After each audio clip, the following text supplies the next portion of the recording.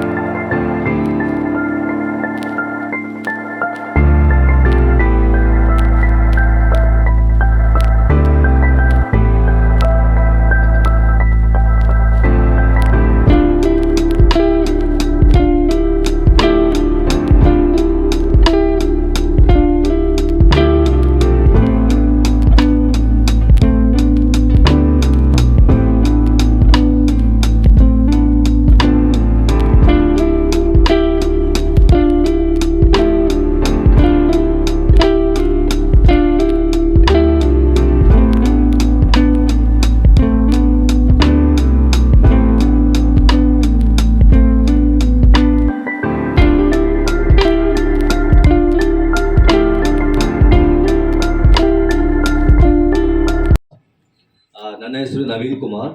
ನಾನು ಫರ್ಡ್ ಸಂಸ್ಥೆಯ director of research and ಟೆಕ್ನಿಕಲ್ನಲ್ಲಿದ್ದೀನಿ. ನ್ಯಾಷನಲ್ ಡೈರೆಕ್ಟರ್ ಆಗಿ ಕಾರ್ಯನಿರ್ವಹಿಸ್ತಾ ಇದ್ದೀನಿ. ಇವತ್ತು ನಮ್ಮ ಮುಖ್ಯ ಅತಿಥಿಗಳಾದ ಶ್ರೀ KH ಮುನಿಯಪ್ಪ ಅವರಿಗೆ ನನ್ನ ಹೃತ್ಪೂರ್ವಕ ಸ್ವಾಗತ. ಇಂದು ಒಂದು ಲೋಗೋ ಅಲ್ಲ, ಇದು ಟೆಕ್ಸ್ಟೈಲ್ ಇಂಡಸ್ಟ್ರಿಯ ಒಂದು ಹೊಸ ವಿನ್ಯಾಸ ತಗೊಂಡ್ಬರ್ತಾ ಇದ್ದೀವಿ. ಆಮೇಲೆ ಇಂಪೋರ್ಟ್ ಎಕ್ಸ್ಪೋರ್ಟ್ ಬಗ್ಗೆ ಮಾಹಿತಿ, ಆಮೇಲೆ ನಮ್ಮ ಫರ್ಡ್ ಇಂದ ಏನೇನು ಸಹಾಯ ಆಗುತ್ತೆ ಅದ್ರ ಬಗ್ಗೆ ಡೀಟೇಲ್ಸ್ ತಿಳಿಸೋಕ್ಕೋಸ್ಕರನೇ ಈ WTO ಲಾಂಚ್ ಆಗ್ತಾ ಇರೋದು. ಈ WTO ಲೋಗೋ ಲಾಂಚ್ಗೆ ಎಲ್ಲರನ್ನೂ ಒಂದು ಭಾರತ ಜವಳಿ ಕ್ಷೇತ್ರದ ಆಮೇಲೆ ಅಂತಾರಾಷ್ಟ್ರೀಯ ಮಟ್ಟದಲ್ಲಿ ಬಲಪಡಿಸಲು ಒಂದು ಹೊಸ ಆರಂಭವಾಗಿದೆ. ಅವ್ರಿಗೂ ನನ್ನ ಹೃತ್ಪೂರ್ವಕ ಸ್ವಾಗತ. ಟ್ರೇಡ್ ಆ್ಯಂಡ್ ಫೆಸಿಲಿಟೇಷನ್ ಆಗಿರುವ ಡಾಕ್ಟರ್ ಮತ್ತೆ ನ್ಯಾಷನಲ್ ವೈಸ್ ಚೇರ್ಮನ್ ಆಗಿರುವ doctor Vempalli Amanullah sir, trade and facilitation, ಅವ್ರಿಗೂ ನನ್ನ ಸ್ವಾಗತ. ತಿರ್ಗಾ ನಮ್ಮ ರೀಜನಲ್ ಆಫೀಸ್ ಆಗಿರುವ ರೀಜನಲ್ ಡೈರೆಕ್ಟರ್ ಆಗಿರುವ ಡಾಕ್ಟರ್ ಜಯಶೀಲನ್ ಸರ್, ಅವ್ರಿಗೂ ನನ್ನ ಸ್ವಾಗತ. ಸೌತ್ ಡಿವಿಷನ್ ಚೇರ್ಮನ್ ಆಗಿರುವ ಡಾಕ್ಟರ್, ಆಮೇಲೆ ಎಲ್ಲಕ್ಕಿಂತ ಮುಖ್ಯ ನಮ್ಮ ನ್ಯಾಷನಲ್ ಟ್ರೇಡ್ ಡೈರೆಕ್ಟರ್ ಆಗಿರುವ ಡಾಕ್ಟರ್ ಸಾಂಬಶಿವ ಸರ್, ಅವ್ರಿಗೂ ನನ್ನ ಸ್ವಾಗತ. ನಮ್ಮ ಭಾರತ್ ಉದ್ಯಮ ಸೇವಾ ಕೇಂದ್ರದಲ್ಲಿ ಮೇನ್ ಕೋಆರ್ಡಿನೇಟರ್ ಆಮೇಲೆ ಮೇನ್ ಪೂರ್ವಕ ಸ್ವಾಗತಗೊಳಿಸಿದ್ದಾರೆ.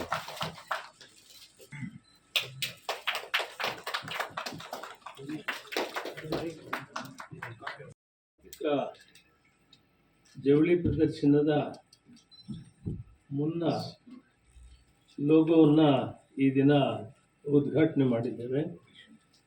ಈ ಕಾರ್ಯಕ್ರಮದಲ್ಲಿ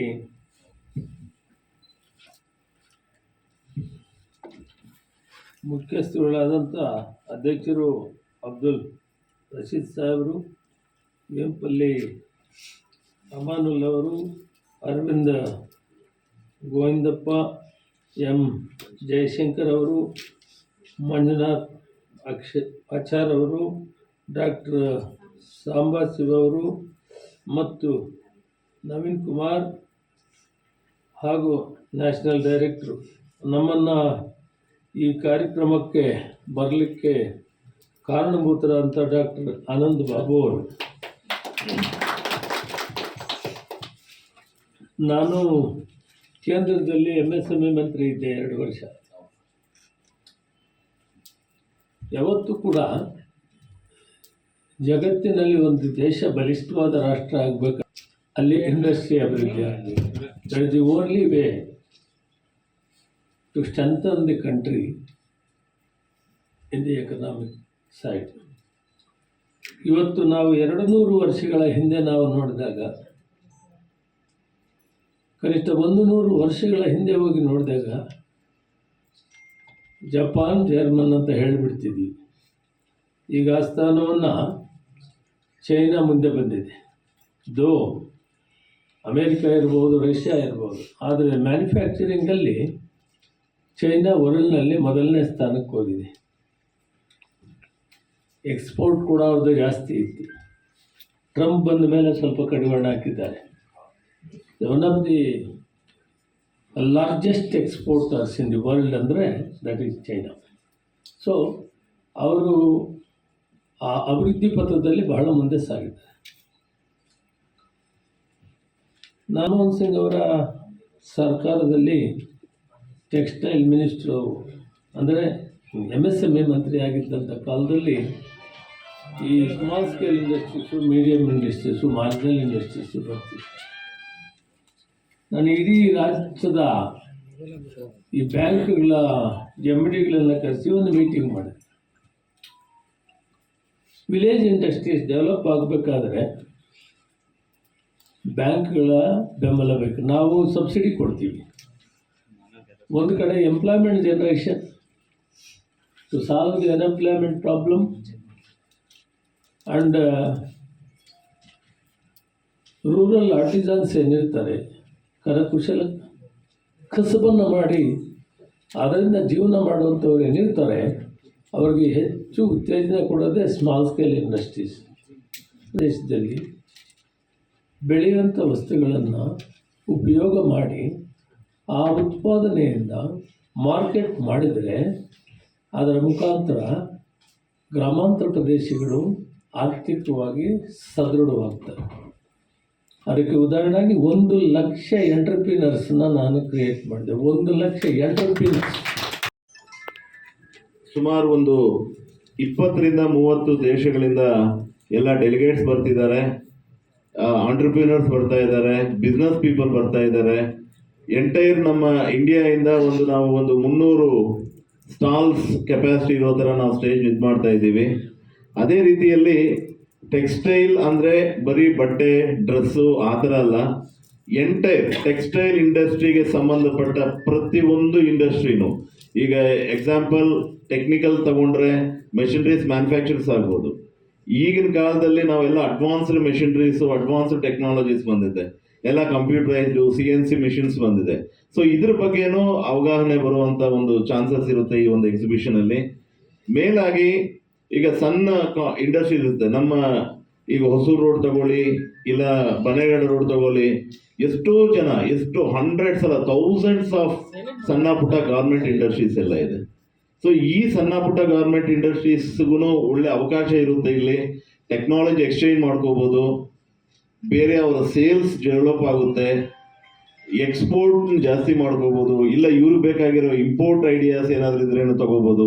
ಓವರ್ ಆಲ್ ಆಗಿ ನಮ್ಮ ಭಾರತ ದೇಶದಲ್ಲೇ ಮೊದಲ ಬಾರಿಗೆ ಎಲ್ಲರಿಗೂ ಅನುಕೂಲವಾಗೋದು ಅಂದರೆ ಟೆಕ್ಸ್ಟೈಲ್ ಇಂಡಸ್ಟ್ರಿಗೆ ಸಂಬಂಧಪಟ್ಟ ಪ್ರತಿಯೊಬ್ಬರಿಗೂ ಅನುಕೂಲವಾಗೋ ಥರ ನಾವು ಈ ವರ್ಲ್ಡ್ ಟೆಕ್ಸ್ಟೈಲ್ ಇಂಡಿಯಾ ಅನ್ನೋ ಒಂದು ಎಕ್ಸಿಬಿಷನ್ ನಾವು ಹಮ್ಮಿಕೊಂಡಿದ್ದೇವೆ. ಇದರಿಂದ ಇಂಡಸ್ಟ್ರೀಸು, ಬಿಸ್ನೆಸ್ ಪೀಪಲೇ ಅಲ್ಲ, ಕಾರ್ಮಿಕರಿಗೂ ತುಂಬ ಒಂದು ಅನುಕೂಲ ಆಗುತ್ತೆ.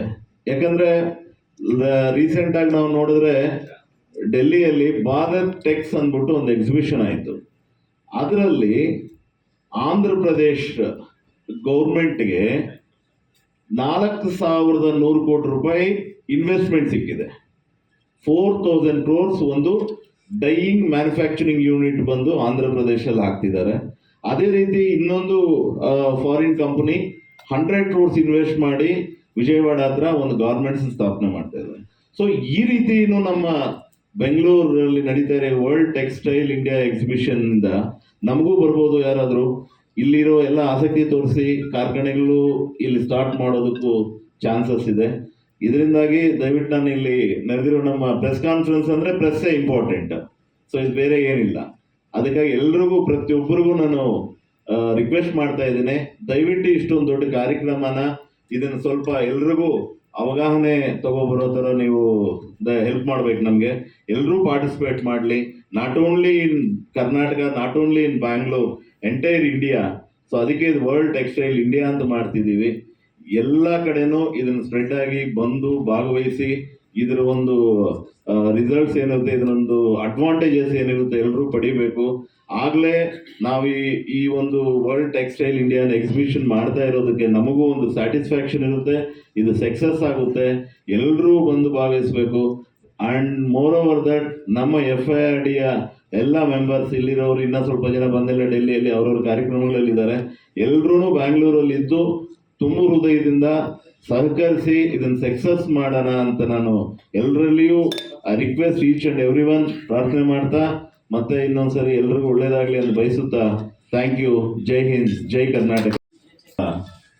ನಮ್ಮ FIRD ಗಣ್ಯರು ಅಂತ ನಮ್ಮ national doctor Samba Shivas sir ಅವರೇ, ನಮ್ಮ ರೀಜನಲ್ ಡೈರೆಕ್ಟರ್ ಆದಂಥ ಜಯಶಂಕರ್ ಸರ್, ನಮ್ಮ ಈ FIRDಯ ನ್ಯಾಷನಲ್ ವೈಸ್ ಚೇರ್ಮನ್ ಆದಂತಹ Abdul Rashid sir, retired IPS, ನಮ್ಮ ಇವತ್ತು ಮಂತ್ರಿಗಳು ಬರೋದು ಈ ಕಾರ್ಯಕ್ರಮಕ್ಕೆ ಎಲ್ಲ 100% ರೆಸ್ಪಾನ್ಸಿಬಿಲಿಟಿ, ಮಾರಲಿ, ಫಿಸಿಕಲಿ ಎಲ್ಲ ಕಾರಣಕರ್ತರಾದಂತಹ ನಮ್ಮ ಆತ್ಮೀಯರು ಡಾಕ್ಟರ್ ಆನಂದ್ ಬಾಬು ಸರ್ ಅವರೇ, ನಮ್ಮ ಈ ಟೆಕ್ನಿಕಲಲ್ಲಿ ಎಲ್ಲನೂ ಡೇ ಒನ್ನಿಂದ FIRDಗೆ ಸಹಕರಿಸ್ತಾ ಇರೋದು ನಮ್ಮ national director technical and research mister Naveen ಅವರೇ, ನಮ್ಮ ಈ FIRDಯ ಡಿವಿಷನಲ್ ಚೇರ್ಮನ್ ತುಂಬ ಎನರ್ಜೆಟಿಕ್ ಆಗಿರೋ ನಮ್ಮ ಅರವಿಂದ್ ಗೋವಿಂದಪ್ಪ ಅವರೇ, ಈ ಒಂದು ಪ್ರೆಸ್ ಕಾನ್ಫರೆನ್ಸು, ಈ PR ಎಲ್ಲ ಇವತ್ತು ಈ ಕಾರ್ಯಕ್ರಮನ ತಮ್ಮ ಹೆಗಲ ಮೇಲೆ ಹಾಕ್ಕೊಂಡು ತುಂಬ ಉತ್ತಮ ಮಟ್ಟದಲ್ಲಿ ತೊಗೊಂಬಂದಿದ್ದಾರೆ.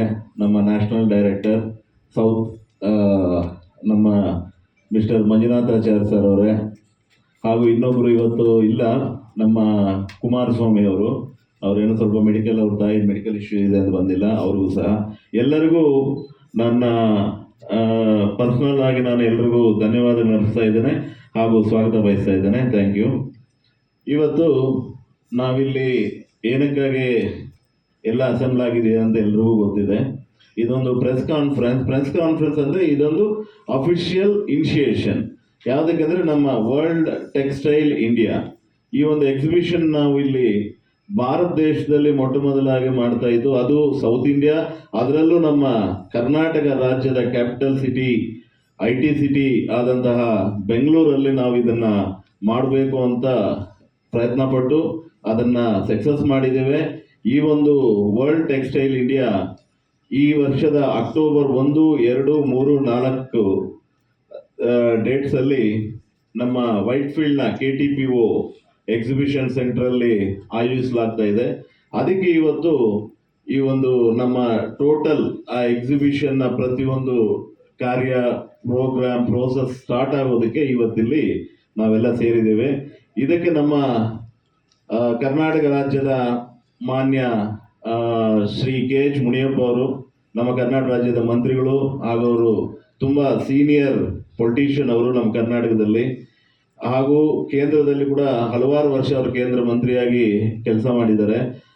ಒಳ್ಳೆಯ ಒಂದು ಬ್ಲ್ಯಾಕ್ ಡಾಟ್ ಇಲ್ದಿರ ಇರುವಂತಹ ಒಂದು ಪೊಲಿಟಿಷಿಯನ್ ಅವರು ಇವತ್ತು ನಮ್ಮ ಈ ಒಂದು ಕಾರ್ಯಕ್ರಮಕ್ಕೆ ಬಂದು ನಮ್ಮನ್ನು ಆಶೀರ್ವದಿಸಿ ಈ ಎಲ್ಲ ಪ್ರೋಗ್ರಾಮು ಸಕ್ಸಸ್ಫುಲ್ ಆಗಲಿ ಅಂತ ಅವರೀಗ ಲೋಗೋ ಲಾಂಚ್ ಮಾಡಿದ್ದಾರೆ. ಹಾಗೂ ನಮಗೆಲ್ಲರಿಗೂ ಭರವಸೆ ಕೊಟ್ಟಿದ್ದಾರೆ, ನಮ್ಮ ಎಂಟೈರ್ FIRD ಟೀಮ್ಗೆ ಎಲ್ಲ ರೀತಿಯ ಸಹಕಾರ ಗೌರ್ಮೆಂಟಿಂದ ಕೊಡಿಸ್ತೀವಿ ಅಂತ.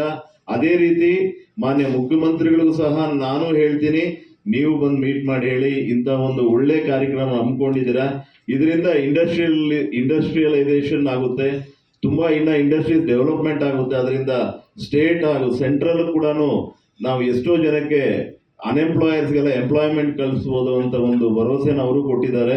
ಅವ್ರಿಗೂ ನಮ್ಮ ಈ FIRD ವತಿಯಿಂದ ತುಂಬ ಹೃದಯದಿಂದ ಅವರಿಗೆ ನಾನು ಧನ್ಯವಾದಗಳನ್ನು ಬರೆಸ್ತಾ ಇದ್ದೇನೆ. ಈಗ ನಮಸ್ಕಾರ. ಇವತ್ತು ನಾವಿಲ್ಲಿ ಪ್ರೆಸ್ ಮೀಟ್ ಹಮ್ಮಿಕೊಂಡಿದ್ದೇವೆ. ಇದರ ಉದ್ದೇಶ ಬಂದು federation of industries research and development council ವತಿಯಿಂದ ವರ್ಲ್ಡ್ ಟೆಕ್ಸ್ಟೈಲ್ ಇಂಡಿಯಾ ಅನ್ನೋ ಎಕ್ಸಿಬಿಷನ್ನ ನಮ್ಮ ಇಂಡಿಯಾದಲ್ಲಿ ಮೊಟ್ಟ ಮೊದಲ ಬಾರಿಗೆ, ಅದು ನಮ್ಮ ಸೌತ್ ಇಂಡಿಯಾ, ನಮ್ಮ ಕರ್ನಾಟಕ ಬೆಂಗಳೂರಲ್ಲಿ ನಾವು ಇದೇ ವರ್ಷ ಅಕ್ಟೋಬರ್ 1, 2, 3, 4ರಂದು ಹಮ್ಮಿಕೊಂಡಿದ್ದೇವೆ. ಆ ಒಂದು WTI ಅಂತ ನಾವು ಇದಕ್ಕೆ ಒಂದು ಹೆಸರಿಟ್ಟಿದ್ದೀವಿ. ಈ WTI ಎಕ್ಸಿಬಿಷನ್ನ ಉದ್ದೇಶ, ಇದರ ಬಗ್ಗೆ ಎಲ್ಲ ಬಿಸ್ನೆಸ್ ಪೀಪಲ್ಗಾಗ್ಬೋದು ಎಲ್ಲರಿಗೂ ಒಂದು ಅವಗಾಹನೆಯನ್ನು ಮೂಡಿಸೋದಕ್ಕೆ ಈ ಒಂದು ಪ್ರೆಸ್ ಮೀಟ್ ಹಮ್ಮಿಕೊಂಡಿದ್ವಿ. ಈ ಒಂದು ಪ್ರೆಸ್ ಕಾನ್ಫರೆನ್ಸ್ ಬಂದು ಇದನ್ನು ಇನಿಷಿಯೇಟ್ ಮಾಡಿರೋದು ನಮ್ಮ ಶ್ರೀ KH ಮುನಿಯಪ್ಪ ಅವರು, ಮಾನ್ಯ ಮಂತ್ರಿಗಳು, ಗೌರ್ಮೆಂಟ್ ಆಫ್ ಕರ್ನಾಟಕ. ಸೊ ಅವರ ಅಮೃತಹಸ್ತಗಳಿಂದ ನಮ್ಮ ಇವತ್ತು ಲೋಗೋ ಲಾಂಚು ಆಗಿದೆ.